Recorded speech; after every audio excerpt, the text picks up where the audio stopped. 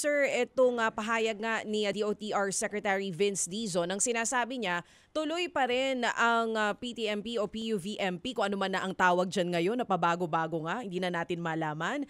Kahit na siya din mismo aminado na marami pong kinakaharap pa rin na problema ang mga driver po natin sa ngayon. Ano pong reaksyon nyo dito?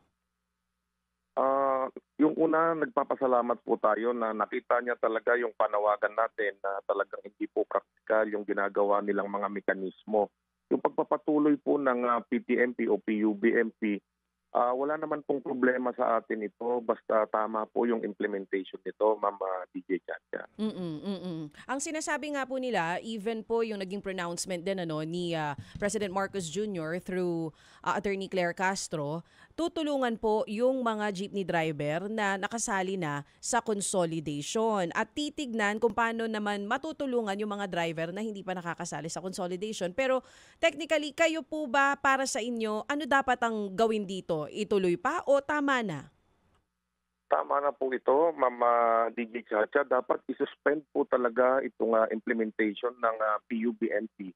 Dahil nga po, nakita na natin na siya na mismo, si Secretary Vince Dizon na po mismo ang nagsabi na marami talaga ang nalugi at patuloy na nalulugi.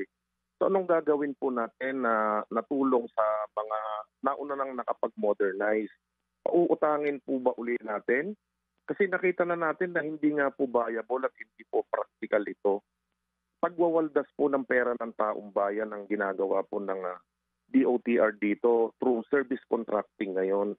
Patuloy po na inuubos yung kaban ng bayan na hindi din naman po nakakabayad itong mga naunang nakapag-modernize na mga kooperatiba. Dapat po talaga itigil na po muna ito.